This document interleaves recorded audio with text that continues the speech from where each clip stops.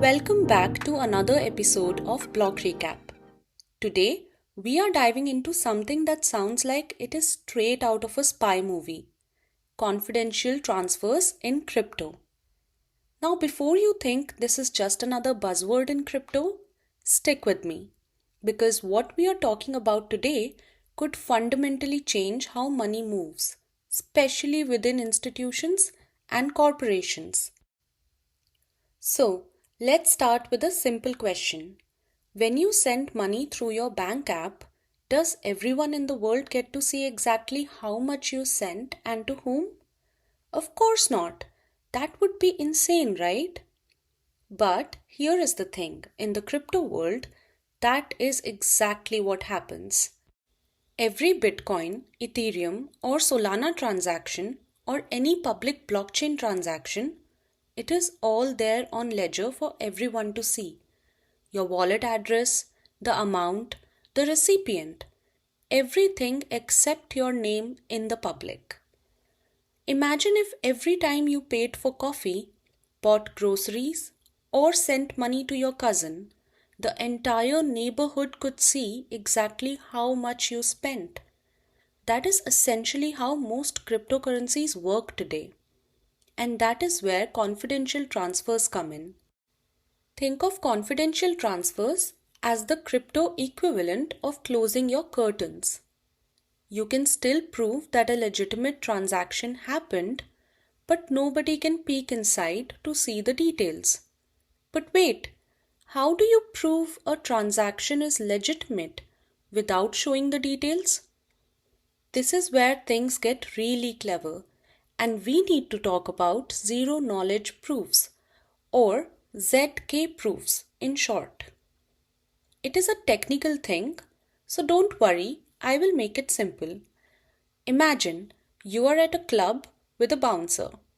You need to prove you are over 21 to get in.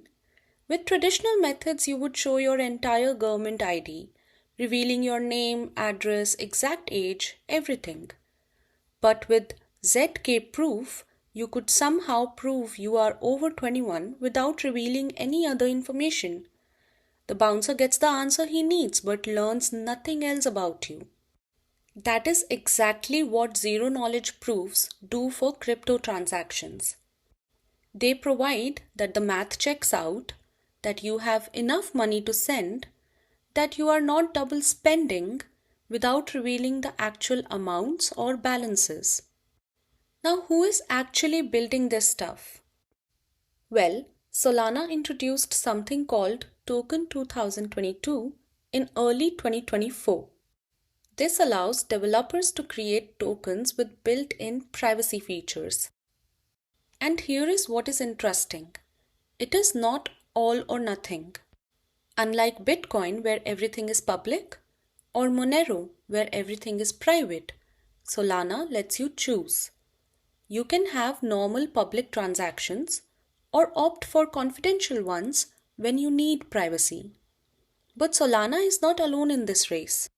There is Aptos with their confidential transfers, HANA Network building privacy layers across multiple blockchains, and Ethereum working on privacy solutions through zero knowledge rollups. Then there is the OG of privacy coins, Monero. This has been doing private transactions since day dot. In 2024 alone, Monero processed over $1.2 billion in completely anonymous transactions. So why does this matter? Well, let us talk about real-world applications. First, think about businesses, corporations, or enterprises. If you are a company making supplier payments, you probably don't want your competitors to know exactly how much you are spending with whom. Confidential transfers solve this. Second, consider payroll.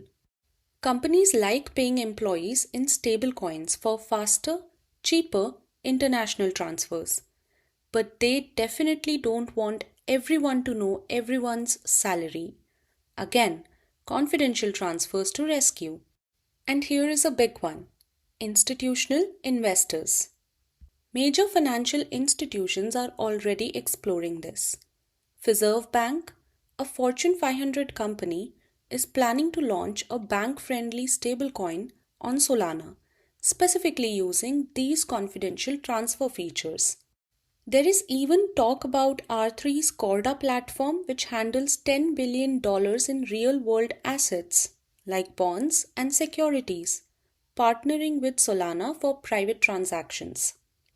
But here is where things get tricky: regulations and risks. Regulators worldwide are nervous about private crypto transactions, and honestly, they have reasons to be concerned. When money moves invisibly, it can be used for money laundering, tax evasion, or even worse. Just this year, the US Department of Justice seized over $225 million in crypto linked to scams. Turkey is cracking down on crypto-based money laundering. Australia uncovered a $123 million laundering case involving privacy tools. However, there is a key difference with projects like Solana's Token 2022 and Aptos. They are building what they call auditable privacy. This means transactions can be private for everyone except authorized auditors or regulators who have special keys to peek behind the curtain when needed. It's like having a safety deposit box that only you and the bank manager can open. Private from the public, but still accountable to authorities. Now, of course, there are risks beyond regulation. Privacy protocols are prime targets for hackers. In the first half of 2025 alone, $2.1 billion in crypto was stolen, with 80% of cases involving compromised private keys. And here is something more concerning: cross-chain privacy bridges, which try to make assets private across different blockchains. They have been particularly vulnerable. Bridge hacks have cost over $2 billion historically. So, what does the future look like? We may probably witness the emergence of private automated market makers, or AMMs, basically crypto trading platforms. Imagine being able to trade crypto without everyone seeing your trading strategy. Projects like Radium and Orca on Solana are exploring these privacy integrations. There is also Mon3y protocol working on fully private offline payment systems. Yes, you heard that right. Offline crypto payments leave no trace. And stablecoins are getting in on the action too. PayPal's PYUSD and MakerDAO's USDS are implementing confidential balances for private but auditable transactions. So here is the bottom line. Confidential transfers are not just a fancy crypto feature.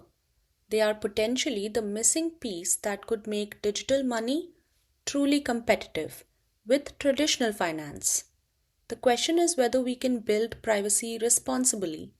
Can we create systems that protect individual privacy while still preventing illicit activities? Can we satisfy both users who want financial privacy and regulatory who need oversight? The next few years will be very crucial. We are essentially rebuilding the concept of money itself, and privacy is a fundamental part of that equation. That's all for today's episode of Block Recap. If you found this useful, make sure to follow and share with someone who needs to understand where the dynamics of money and privacy are heading. You can find us on Spotify, Apple Podcasts, and Amazon Music. Just search for Block Recap and hit the follow button so you never miss an episode. Until next time, stay curious and keep exploring the world of digital finance with us.